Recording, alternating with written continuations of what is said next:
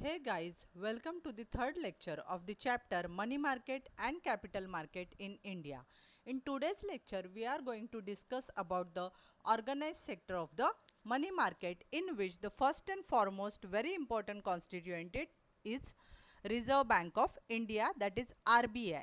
So in today's lecture, we are going to see the definitions as well as the functions of RBI. Let us start. Popular definitions of central bank. See, central bank in India, we have Reserve Bank of India, that is RBI is our central bank. So let us see popular definitions of central bank. Dr. M.H.D. Coke, according to him, central bank is one which constitutes the apex of the monetary and banking structure of the country. I repeat the definition. Central bank is one which constitutes the apex of the monetary and banking structure of the country. See, as all of us know, all countries, each and every country has their central bank. So the main function of the central bank is to take care of the monetary and banking structure of the country, and that's what is mentioned in this definition. The second definition is very simple, so I would prefer to go for that. Professor W. A. Shaw, according to him, according to Professor W. A. Shaw, central bank is a bank which controls credit. That's it. Very simple definition. I repeat. Central bank is a bank which controls credit. That's it.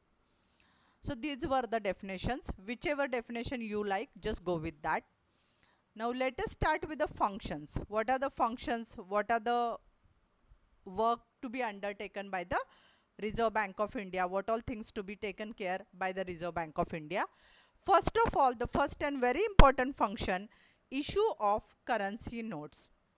In the country, whatever currencies are in circulation, those currencies are issued by central bank of the country. In India, RBI issues the currencies.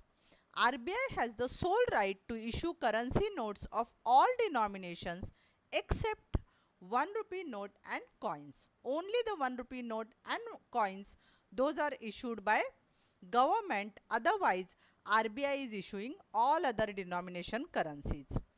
As per the minimum reserve system of 1957, as per that system, RBI is required to maintain minimum gold and foreign exchange reserve of rupees 200 crores.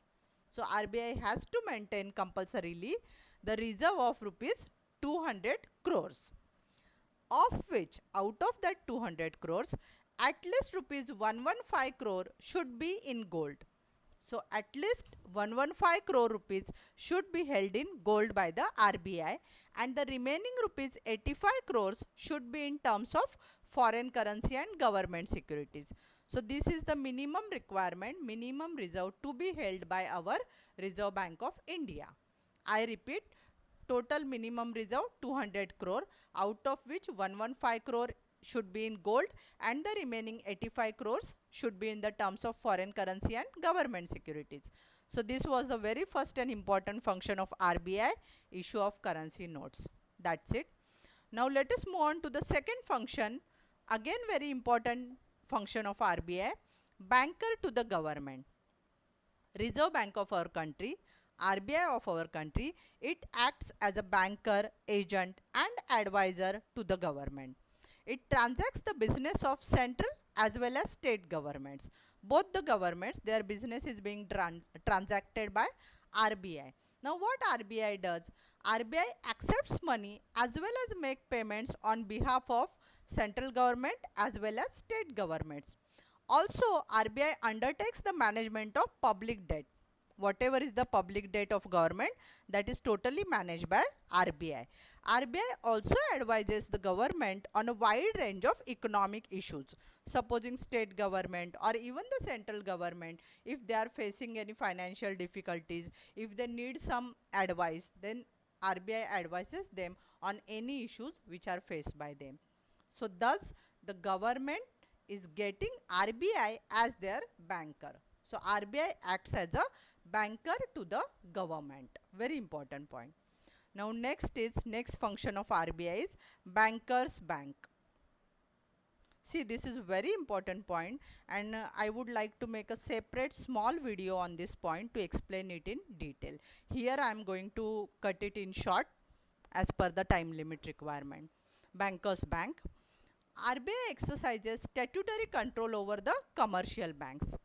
All the scheduled banks have to compulsorily maintain a certain minimum amount of cash reserve, which is called as CRR, cash reserve ratio, with the RBI against their net demand and time liabilities. That means whatever are the net demand and time liabilities the banks are holding, the scheduled banks are holding, out of that, see, in the current year, that is in the year 2026 I am talking about, in the year 2026, all the scheduled banks have to maintain 3% of their net demand and time liabilities as the CRR with the RBI as a security. RBI provides financial assistance to banks in the form of discounting of eligible bills. Now, supposing the banks are having shortage of funds, they need some urgent funds. In that case, RBI provides them finance by discounting their bills of exchange, and RBI releases fund for them. Loans and advances are also provided against the approved securities. Whichever are the approved securities held by the bank, then bank can produce those securities to the RBI, and RBI will grant them loans and advances. So loans and advances are also given to the commercial bank, scheduled banks by the RBI. This is how RBI acts as a banker's bank. So bankers, if they are short of fund, if they need some assistance, then they may go to RBI. RBI helps them. So RBI acts as a banker's bank. I hope the point is clear. Next function, that is fourth one, custodian of foreign exchange reserve. Our RBI in India, RBI acts as a custodian of the country's foreign exchange reserves. That means RBI maintains that reserve. RBI takes care of that reserve. It has to maintain the official rate of exchange of rupee as well as to ensure its stability. RBI is in charge of that maintenance of official rate of exchange of our rupee, as well as RBI has to take care, RBI has to maintain its stability. The rupee stability is to be maintained by the RBI. RBI also undertakes to buy and sell the currencies of all the members of the International Monetary Fund. That means whichever are the members to the IMF, International Monetary Fund, all those member countries can buy and sell their currencies through RBI. RBI undertakes that function also. So that's it. In today's lecture, we discussed the four functions. Four more functions are there which I have already written on the board, but we will be discussing those functions in the next lecture, that is fourth lecture. So I repeat in short, today we did the definition of central bank, the popular one, Professor W.A. Shaw. Central bank is a bank which controls credit. After that, we have seen the functions of RBI. Today we saw the four functions. First one, issue of currency notes. Second, banker to the government. Third one, bankers bank. And fourth one, custodian of foreign exchange reserve. That's it for today. The remaining four functions will be discussed in the next lecture. Please support me guys. Do watch other videos and playlist uploaded on my channel. And if you understood this, then make sure to like, share and please subscribe to my channel. Thanks for watching.